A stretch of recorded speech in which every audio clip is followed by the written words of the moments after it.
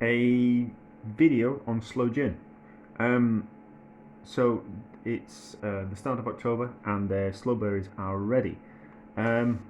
So this is going to be a video that you kind of, if you're going to be doing it, you need to kind of do it now, straight away. However, I've never made it before. I've had it, and I've had it, and I didn't think it was that impressive. But maybe that was just the kind of variety that I was trying. But I had something similar at a friend's house, and that was very nice. So, and I was kind of thinking that you make it with gin, which is already kind of flavoured with other things, and I was kind of quite curious to know what the actual flavour of these sloes are. So, vodka's got no flavour to it, or not very much flavour to it at all. So we're going to do a batch with cheap gin, and we're going to do a batch with vodka, and then also, because what happens is we're basically going to be lowering the alcohol content of the vodka and the gin, because we're going to be adding there's going to be the berries and sugar. We're going to lose like 50% of the alcohol content, so it's going to be work out, but it'll be about 20% by the time we're finished. So I was kind of thinking, it's all right, but what happens if we use some 95%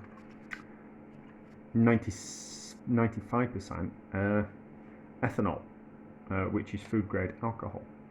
What would happen if we make some using this? It'll certainly be a lot stronger, and we'll probably get down to about 50% alcohol, which would be like rocket fuel, but it will taste of the sloes, and it'll be a little bit sweet. And I was just kind of curious. It might be horrible, it might be awful, but I made some pomegranate liqueur last year, and it was kind of quite nice made that way. So I'm kind of curious. So we're going to do the vodka because I want to know how the sloes actually taste without any kind of interference from botanicals in the gin. We're going to do a normal gin version, and then we're going to do an ethanol version. So the recipe is straightforward. It is a litre. Well, I'm not going to do a litre of ethanol. I'm going to do a litre of gin. I'm going to do a litre of vodka, and it's 250 grams worth of sugar and 500 grams worth of the berries. The berries, because I've picked them, we haven't had a frost yet, or a frost that I've noticed. So you have to pick them in the frost, which makes them a little bit sweeter. But I couldn't do them after the first frost. Maybe we have had a frost, I don't know.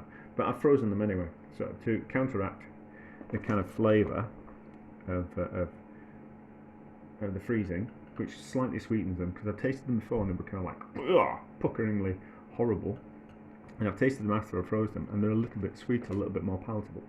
So you freeze them, and then you defrost them, and then you prick in each individual one with a pin, which I don't actually think is that necessary, because through the freezing process and the picking out of the stalk, that's a little bit of stalk there, you actually bruise the fruit anyway.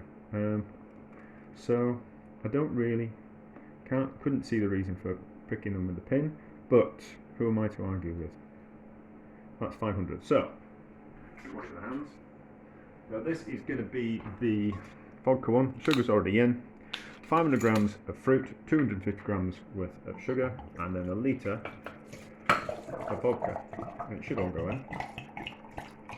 Might have to do it a bit of shake up. Oh, that's going down. Get a bit more in there. So as the sugar dissolves, that will be able to get more vodka in that one. So then we'll do the gin one. Remember, that's the vodka one. Put the vodka next to it. Maybe we should have had bigger containers. Not to worry, it'll all work out in the end.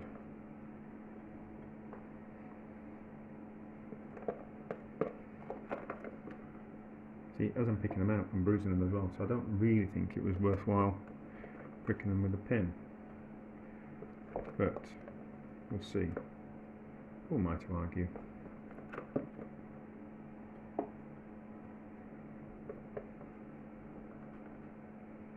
I have picked loads. I've got another container, and I'm going to. I've got a really big demi on that I'm going to fill full of sloes and gin. I spent a fortune on gin, which is stupid really, because I'll only end up giving it away. Just about 500. So I'll wash my hands again. Everyone says cheap gin's fine. I can imagine that if you used a better quality gin, you'd probably get a better quality sloe gin. But anyway, let's shake that up.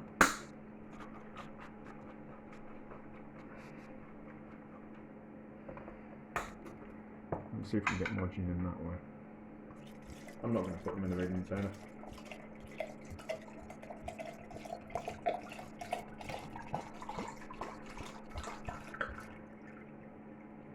Yes, that fits in. Oh, gin smells great.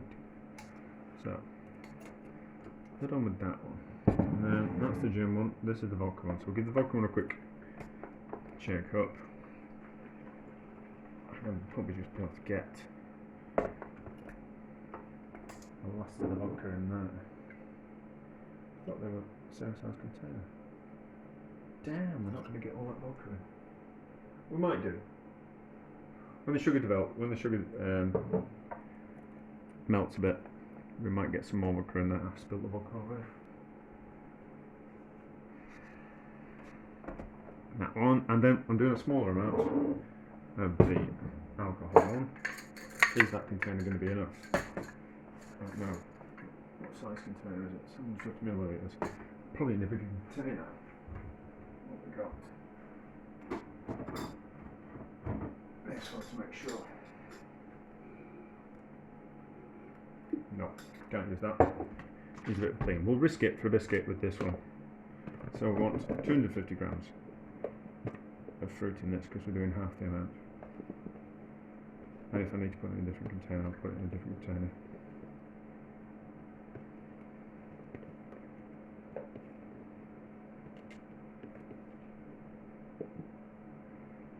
And we'll guess. This evaporates quickly. So